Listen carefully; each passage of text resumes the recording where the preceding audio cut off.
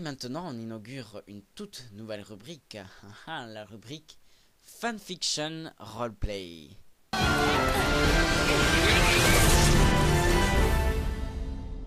Et cette semaine, je vous propose les résumés des fics de Brains qui nous a concocté lui-même, les images étant là pour vous mettre dans l'ambiance de ceci. Les montagnes du Carados.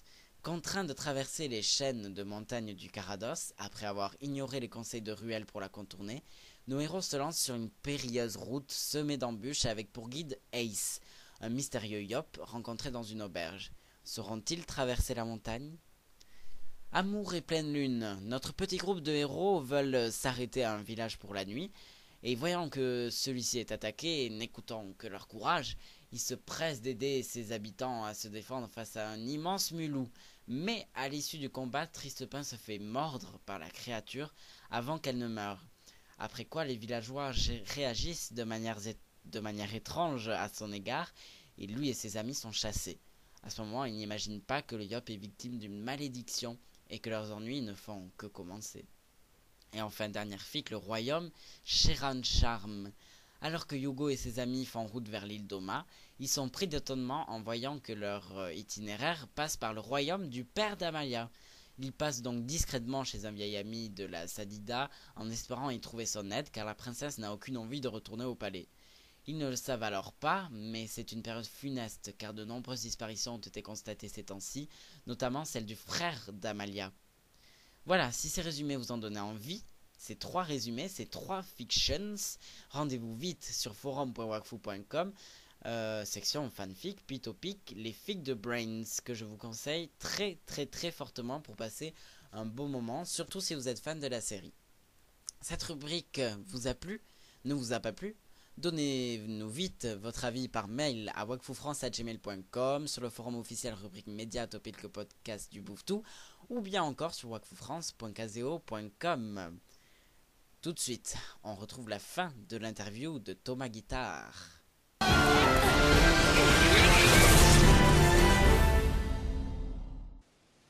Quand on a dû refaire les essais sur Wakfu pour repartir de zéro, moi j'ai convoqué vraiment beaucoup de personnes. Il y a eu vraiment pas mal de comédiens et de comédiennes qui sont passés dessus. Et après, c'était à Tot de voir ce qu'il voulait et de choisir un peu tout ça. Mais globalement, donc, je vais commencer par les demoiselles. Je vais commencer par Yugo. Alors Yugo, qui est interprétée par Fanny Block. En fait, Fanny, elle est très jeune puisqu'elle a 18 ans.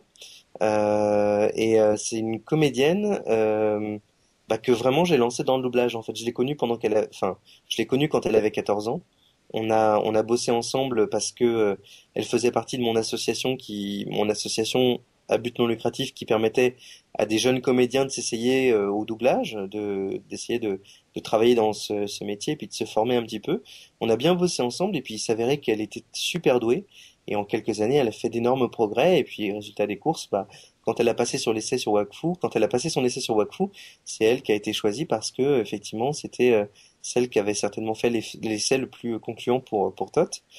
Euh, voilà, je peux pas dire grand-chose d'autre de la vie de Fanny, si ce n'est que, voilà, c'est une jeune comédienne qui, pour moi, a beaucoup de talent, qui est capable de faire de très belles choses, qui est à l'écoute, qui travaille bien, qui travaille assez vite.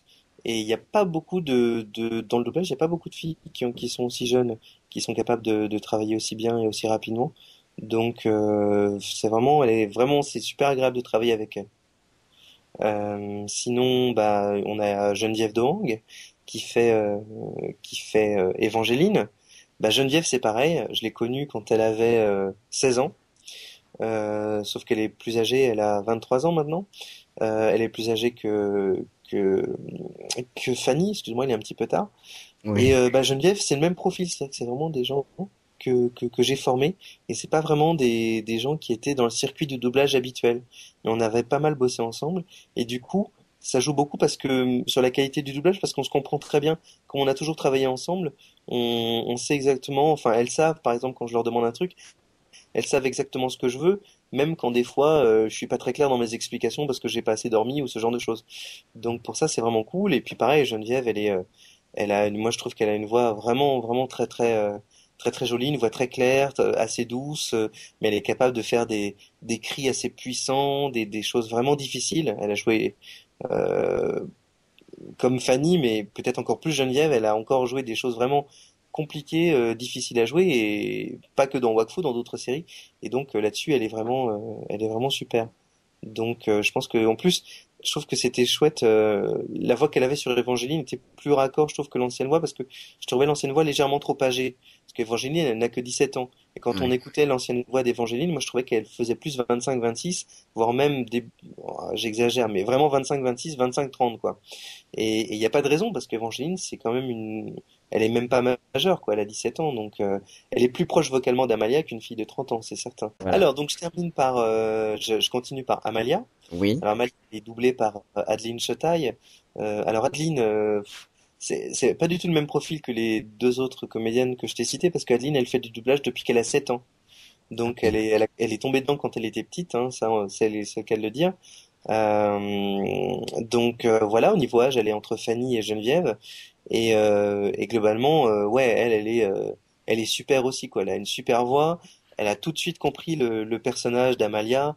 Elle propose des choses vraiment intéressantes quand elle joue. Elle a plein d'idées. Elle est très à l'écoute du directeur artistique et du coup, ça aide et ça fonctionne très bien. Et puis, en plus, c'est une fille qui est très demandée, quoi. Elle bosse vraiment beaucoup. C'est elle qui est l'héroïne de High School Musical, le truc que tout le monde regarde. Et puis elle a doublé dans les dessins animés qui sont passés au cinéma. Elle a doublé Nausicaa dans Nausicaa, la vallée du vent de Miyazaki. Et puis elle a doublé Kiki dans Kiki, la petite sorcière de Miyazaki aussi. Elle a été directement choisie par Miyazaki parce que c'est Hayao Miyazaki qui choisissait les voix françaises. Et puis voilà, elle a fait énormément de choses. Je pourrais pas te citer tout son CV, mais enfin elle a un CD blindé et béton quoi. Donc Adeline, elle est super de ce côté-là. Il y a aucun problème.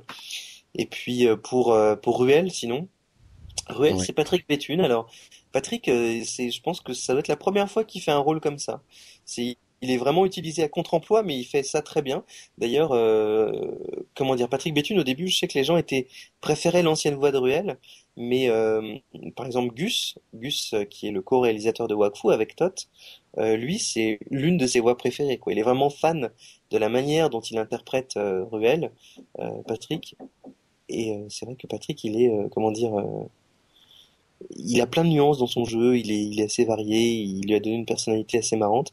Et Patrick, c'est la voix de Jack Bauer dans 24. Donc c'est vrai que c'est assez différent, c'est sûr, mais bon, c'est plutôt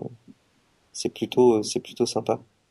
Donc voilà, et puis voilà, Patrick, il est adorable, c'est un comédien, on peut bien travailler avec lui, il est toujours dispo. Il est pareil, c'est un comédien qui travaille énormément, il est très demandé, mais je veux dire, il est toujours à l'écoute et c'est chouette quoi. Difficile à dire. Moi, je sais que je suis pas très doué sur les émotions, genre déclaration d'amour.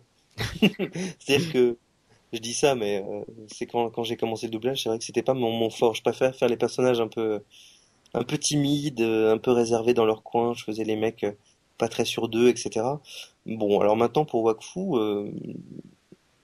j'ai pas vraiment de préférence. En fait, je pourrais pas te dire. J'aime bien quand même faire des scènes assez extrêmes. Je trouve ça marrant de faire un personnage qui pète les plombs, de faire des cris, etc. Il y a plein de comédiens qui détestent crier en doublage. Ils disent, oh non, je vais pas me casser la voix, ça m'embête et tout. Oh non, on va faire des cris et tout, ça va être emmerdant. Non, non, moi, ça m'éclate de faire un personnage super bourrin. Voilà, non, non, j'aime beaucoup. Donc voilà, ouais, les cris, les scènes d'hystérie, les scènes aussi où Tristepin il est complètement stupide, ça me plaît bien, ouais. C'est vraiment marrant à jouer. Non, franchement, je crois que j'ai vraiment pas de préférence. Peut-être ce qui m'ennuie vraiment à jouer, c'est euh, oh non, je crois que non, en fait, j'aime tellement ce métier qu'il y a rien qui m'ennuie, en fait. C'est bête à dire, hein, mais ça paraît cliché, mais vraiment, je m'amuse enfin, ça me plaît, quoi. Quel que soit le rôle qu'on me donne, ça me plaît. Mais si, je pense que j'aimerais pas faire un truc genre, un truc érotique à 2 francs ou un film, voilà, un truc comme ça, un truc érotique. Non, ça me plairait pas. Voilà. Mais globalement, tout le reste me va très bien. Y a pas de problème. Et dans le prochain podcast, vous découvrirez une autre interview d'un membre indirect, dirons-nous, du staff d'Ankama. Je vous laisse la surprise.